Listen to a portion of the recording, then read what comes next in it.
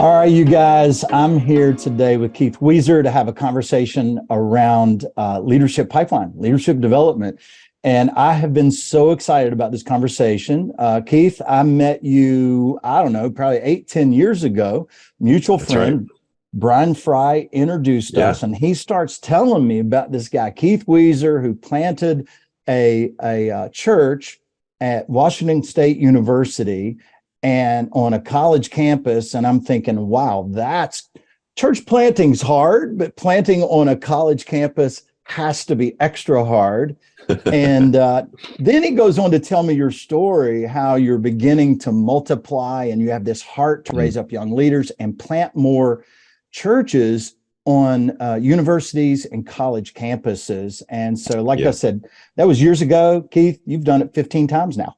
You guys have reproduced 15 other campuses.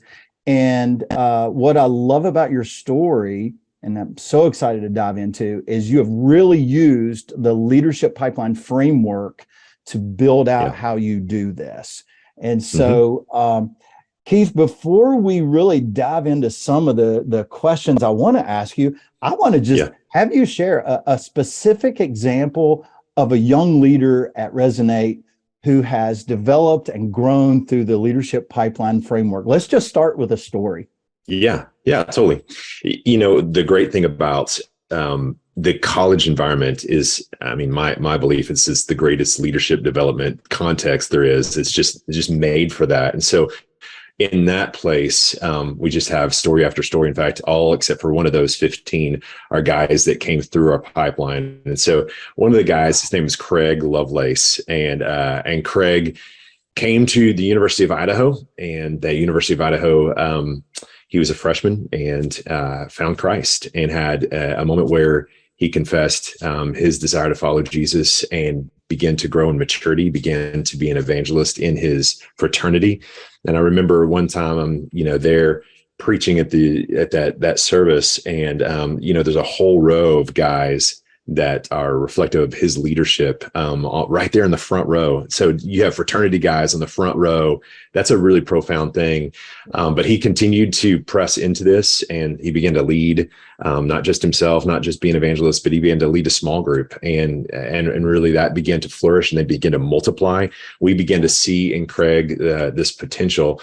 And as he began to progress through college, we asked him to come on staff. And as he came on staff, he began to lead some of those groups of these small groups. And then we put him in charge of leading our freshman ministry team. And just it flourished, and he did an incredible job. And then in 2015, he went to a university about 90 miles away, and he started a church. And as he started that church, even when we sent him, we knew that was not the end of the story. And so in 2019, he handed that church to a guy that he had brought along into that. And 3 years after he planted, he came back and he began to be he was the executive director of our network, and is still doing that to today. And so it was just this interesting thing from an unsaved freshman all the way to leading our network. It's just this perfect illustration of really how that thing works. Yeah. And every church needs that. They need that person that has made their way through every level of the pipeline that they can hold up and go, look, it can happen. It can. And a lot of churches I work with, they've done it. It sort of happened accidentally, but when you do it intentionally, that's powerful. So how many years did it take? It's a story. Yeah. So I think that he's been about 8 years in that process. Wow. So from being a freshman to leading other churches. Amazing. That's amazing. How has implementing the leadership pipeline framework, how's that helped Resonate achieve its mission? Because I know you have a mission of sparking, collegiate church planting movement. So how's the pipeline framework helped that? Yeah. So I think when we began to have an awareness of that, when we got your material and we began to hear you talk about this, we looked at all this stuff that we did, and we had this thing here and we had this thing here, and it had all these processes, but it was all disconnected. And what happened when we began to see the pipeline is that began to say, okay, we've got to get from here to here to here to here. And that really took that chaos and made it into something that's intentional and allowed us to identify the pieces and put them together. And it was frankly, we look back and say it was a miracle that we were doing anything at all. But like, let me illustrate it. One of our things for our small groups was that we wanted them to multiply every year. We wanted our small groups to multiply every year. And so there was this leadership engine. There was this sense of like that was embedded into kind of how we operated, but we didn't have an intentional process to identify a leader and to ask them the right question. It was kind of this amorphous thing that a leader just kind of did what they thought was intuitive in the people around them. And that revealed a clog to us. And the pipeline, when we began to see, okay, how do you move from this to this? We were asking people to go from point A to point B, but without a defined process. And when we begin to visualize how are they actually going to get there, we realized that there was something that we were missing. And so now we have a thing called I See in You Week, and we do this in the fall. And what happens is that, it's just the I See in You letters, but it's really just this idea of casting vision in someone's life. And that's the week where leaders identify the someone in their midst that has the potential to be a leader and just calls them out. And that was that crucial piece that continued to link everything together. Similarly, we have these summer projects and we do all this discipleship work in the summer, but we begin to recognize that there wasn't a link to the fall. And so the pipeline allowed us to be able to say, okay, we have to ensure that all these steps, we can't hope that someone leaps over a step. We have to connect them together. And man, that was the greatest gift that we got from the pipeline in terms of linking all of those systems together to have intentionality where there was chaos before. Man, I love that as a senior pastor, you have the ability to recognize the value of that intentional process. Some senior pastors are like, just make it happen, but you really value that. And I remember the first time you and I sat down when Brian introduced us, I can't remember where it was at, but I remember sitting on a couch with you and one of your team members, I don't remember who, and we just talked about this stuff. And I recognized, man, you had a passion for leadership development. So I knew, man, watch out. When a pastor has a passion for this stuff, can take off. Yeah, but that's good. That being said, it's not always easy. So talk to me about the challenges and obstacles that you faced when you implemented the leadership pipeline framework, and how did you overcome those obstacles? It's not always easy. Yeah, and it's definitely a shift. If you have a background in some sort of hey, this is how a church works, the leadership pipeline is really kind of a shift, and it's a paradigm change. And you kind of get it. There's this moment where you're like, this clicks, and that thing like, hey, if we actually make leaders, there's almost nothing else that matters. Like we can overcome almost every obstacle. And so, but it takes a little bit of time to get everybody on board. And so here's a few things that we've kind of identified. One of them is from a personnel standpoint, and I mean, not personnel, but on the other side of us.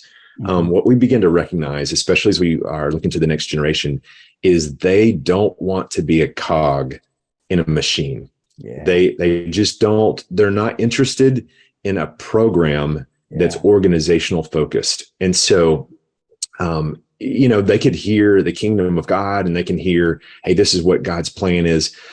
But at the end of the day, if it smells like they are simply a cog in your machine, there's just an allergic reaction to that from the next generation. Yeah. And so, and I think we have to be really honest and ask, is this for their growth or is this for organizational growth? And I've had to do that over and over and saying, hey, I have to first return a value to them. I have to first be able to say, hey, this is for your growth.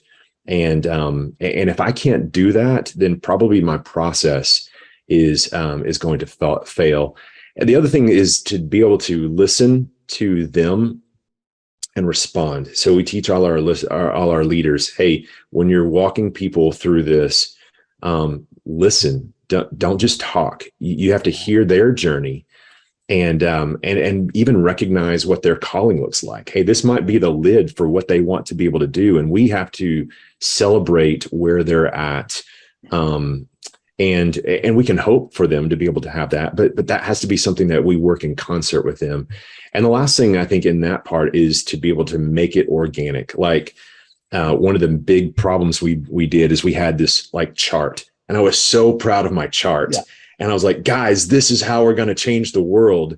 And we put that chart in the hands of people, and it was just the worst thing. And so we began to say, man, we have an intentional plan. Yeah. But when we sit down with people, it's about the people and the organic process and what God's doing to be able to do that. And then the last thing on our side was really trying to figure out, the challenge was overcoming metrics that we had previously celebrated. And to be able to say, if we really want to multiply and make disciples, that's got to be one of the top 3 metrics that we use to be able to say, this is what success is. And so sometimes what that looks like is we multiply leaders and we count that as a success, even if what happens in that multiplication looks like it's less than if we'd have kept everything together, because we believe that over the course of time, that has a greater ceiling to be able to grow. And sometimes it does, and sometimes it doesn't. But to be able to say, hey, we're solid in the idea that we're going to chase after the potential of what could happen in this, and not put lids on what God could do. So that's one of the challenge and obstacles, is just being able to say, what do we count? Yeah, that's so, man, that was so much right there. It reminds me, a couple of months ago, you and I were speaking at an event together. You spoke and then I spoke, and I sat there and listened to you speak. I literally took 4 pages of notes on leadership pipeline stuff. I mean, I was writing like crazy. And one of the things you said that rocked me, and it was so good, I should know this, but it's never hit me. You said, please don't use the word leadership pipeline in front of these Gen X and millennial leaders, because like you said, they're allergic to it. It just screams programmatic. And man, I wrote that down, and I've been teaching that since, because that was so powerful. And I love what you said, because I beg churches when I get them through this process, I say, okay, now you have an intentional leadership development strategy. Go execute it organically. This is not a program, it's a lifestyle. And the moment you turn it into a program is when you put the death nail in it, it will kill it. And so, man, I love that you teach that. Yeah, it is one of those things that feels like when you hear it, you're like, man, this makes sense. But in the midst of it, I think that we get so caught up in the execution of the tactics that we sometimes lose that, how it's going to feel. And so, I think that somehow being able to say, I want to help you to have the greatest impact that your life can have, to be able to say something along those lines, and to be able to say, hey, if God has given you this little light to shine, we want you to shine it as brightly as possible. I want to help you to be able to do that. And so, and then to be able to release that, and to be able to say, hey, wherever that looks like, it doesn't even have to be our thing. When that happens, people begin to believe you. And that's the key thing. So good. So you've been doing this for a while now. How has your role as a senior pastor changed since you implemented the pipeline at Resonate? Yeah, this process has wrecked my idea of who I should be. And it's really wrecked in the idea of, like, when I grew up in the church, this is what, this role is to be. And then you start doing this, and then you recognize this is dynamite. There's something here to this that could break open everything. And then you begin to play that out, and you're like, oh man, I've got to change. And my role has got to be different. And if I really believe in leadership development and multiplication, it has some implications. And so, man, I think that I had to shift to ask, who should I lead, not what should I do? And that is a significant change, because sometimes you can look back at checking off your task list, and it's so much more appealing to be able to say, look what I did today. Versus people are messy, and sometimes they don't do what you want. And to be able to say, did I succeed, is sometimes more challenging. And so I think that's a big deal. I really began to see myself not only looking at myself differently, but looking at my people differently. And this is a subtle but a significant thing. I don't see what they can do, but I begin to see more and more who they could become. Wow. And when you start having an eye of who you can become, I always go back to the movie Schindler's List. There's this guy who's operating this business, and then he has this opportunity to be able to take Jews out of the concentration camp. And at the very end, he goes from a hardened businessman to looking on like his watch and this pen, and all he begins to see is the ability to use these resources to free these people from these concentration camps. And at some point, you begin to see, how many resources can I use to be able to help develop leaders? And it kind of changes the whole way you see the world.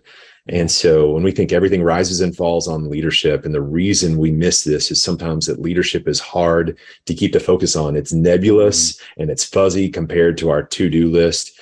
Yeah. And so one of the things that's changed is just what I put my focus on, and what I keep doing in terms of really how I see myself trying to get out ahead of people, and ensuring that I'm not clogging any of those leadership pipelines myself, just from being able to say, this is the worldview I have to give to my people. Yeah.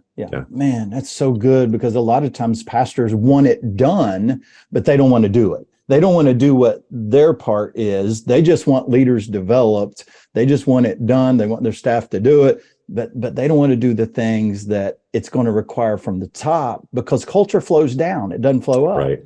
And so that's good. Senior leaders have to do the right things in order to effect the culture beneath them and around them. Yeah. You're in a very unique position in the sense that you get these 17, 18-year-olds coming in. Yeah. You've got them 4 years and to develop them into leaders, into church planters. What are some unique, innovative practices or strategies you guys have employed there that resonate with these young leaders? Well, I don't know if there's anything unique or innovative. We try to steal as much as we can from guys like you, and to be able to figure out how to do this, scour, just being able to learn. And so there's a lot of things that, like, if you can begin to say, I can take that and that and that. So I just, ask those questions. One of the things that we have tried to do, I'll just give you one of these ideas, is that as we begin to say, okay, how is it that we actually begin to know what is the most significant thing that helps us to multiply leaders? Yeah. We just begin to look at Jesus, and we begin to ask, okay, what did Jesus do? And it's kind of hard to look in there and to be able to get, I can one-to-one recreate what Jesus did. It's just kind of challenging. But what we do see really clearly is who. So Jesus tells us exactly who he had in his leadership pipeline. Yeah. And I love that, because it kind of looks like these 12 guys that are on his radar. And then we read a little bit, and it seems like there's 3 of them that have a little bit closer relationship. And then we see this moment where Jesus says to Peter, I'm going to build my church upon you. And so we've kind of taken that framework to be able to say, who are the 12 people that are on your radar? Who are the 12 people that are out there? But then who are the 3 that you're really going to focus your heart on, like that you're going to be emotionally engaged in? And, I don't know if we can lead at deep levels, much more than that level. But then out of that 3, who's the one that you're going to have a plan for?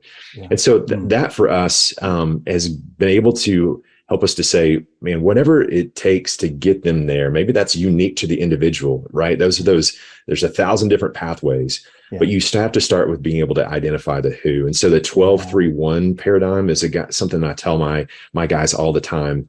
How you get it there, maybe that's God's leadership. But the one thing is clear, you need to know who. And so having that 12 that you have your eyes on, 3 that you have your heart for, and the 1 that you have a plan for. So good. And it's all relational, isn't it? You can't separate leadership development from relationship and do it effectively. Right. And a lot of times we want to throw a bunch of people in a box, dump information on them, and go, I developed them, and that's not development. So true. Jesus' example is perfect. You can have a relationship with 12. You can have a relationship with 3. You can have a relationship with 1 and affect change in their lives. All right. I remember something you said at the conference, and this blew everybody in the room away. You gave a statistic. You said that each year there's like 1 in 100 students that you think can be a church planter or something like that. Yep. Talk to me about that, because that blew my mind. Yeah, as we just begin to look back at our history, as we begin to say, if we make these many contacts, there's just this kind of natural thing that happens. And to be able to say, if we want to be able to reach this one guy that's going to go out and plant a church, here's all the processes, and there's a funnel, and really there's some reliability to really understanding what do we need to do, because with all those people, you're looking for people of peace, and then your being is figure out who has the capabilities. And then what we've seen is reliably God works when we begin to do our part. And when we begin to say, here's what we see in you, here's the opportunity. And so we've just gone back and to be able to say, man, there's typically 1 out of 100 that we can reliably say, this is likely what God might do. And so it's been helpful for us to be able to have a framework on what is our part and what is God's part. And to be able to separate those two things, like God's going to call, but we need to do the sowing for that to happen. Yeah. I love that. What a great challenge, just to look at that funnel, and instead of hoping you find church planters, knowing, hey, if we begin to interact with this many people, this many leaders, eventually we will develop those future church planters. Yeah. So one thing that I think is key is I just don't think we ask enough. Like we don't put out there, and we don't say, hey, do you want this? And even in a generation who's not as forward moving towards leadership, and I think we have to deal with that as the next generation. They're less likely to say, pick me. But I still think that there's a sense of us being able to say, we have to say, do you want to take the next step? And I think that the more times we're able to do that, just there's a natural sense of people that would have never said that on their own, having a leader that they love and trust and respect say that. Man, I've seen over and over it, the Spirit of God begins to move in their life, in their hearts, and they say, yes, I want that. Yeah. Just presenting the option to them. Have you ever considered? And absolutely. And let God deal with that with them. Yeah. Yeah. How do you balance developing future leaders with your current responsibility as a lead pastor? How does that work for you? Yeah. So, I mean, it's probably clear as you heard me talk. I just think that if we develop leaders, then almost everything else kind of takes care of itself. If we put the guardrails up theologically, ecclesiologically, and we develop leaders, like there's so many things that will happen. And so as I thought about, as I balance, okay, what does this look like for me personally? I've tried to say, what is the thing that I can do? And that's a challenging question, because when you begin to ask that question, you begin to narrow that thing down, and to be able to say, what is it, not that I have my identity in, that I think I'm good at, but what is it only I can do? And so what I've tried to do is to be able to say, I'm going to remove as much as possible that doesn't involve strategy formation, vision casting, and leadership development. Now, there's a few things that I didn't say in there. And so there's the things that I've had to give up. So I've stopped leading a lot of meetings. Wow. I've handed off preaching. And, I'm asking, where am I clogging the pipeline for anyone else that I'm at? And so those are things that, when it comes to weekly communication, I begin to ask myself, hey, am I clogging the pipeline? If I want to make a host of guys that are preaching and multiplying this, what do I need to do? And so I'm on a preaching team. I do it occasionally, but I had to ask myself, hey, is there someone else that can do that? And so that might be pressing on most of us. It was very pressing on me, and it took me about 5 years to make that jump. But and then just leading meetings and trying to figure out, okay, what does it look like? How do I need to be able to help people to be able to know how to do this? And so that's what it's looked like for me. And it's been a challenge, but it's been a joyous one as well. That's funny. When you shared your top 3 things, I noticed immediately preaching, teaching was not in there. And any church that wants to be a church planting church, you got to sacrifice pulpit time. You have to. Yeah. If you're going to develop other communicators, and then the times you are in the pulpit, having the guys that are learning sitting in the front row and meeting with them afterwards, or meeting with them during the week and saying, hey, what'd you learn by watching me? And just giving them chance to grow in an intentional process. I love it. So, well, hey, last question. sort of a fun question. Can you share a favorite moment or experience that you've had while working with young leaders at Resonate? Because I can't imagine 17 to 22 years old. What's a favorite experience? I mean, there's just so many. There's the moments where we'll baptize.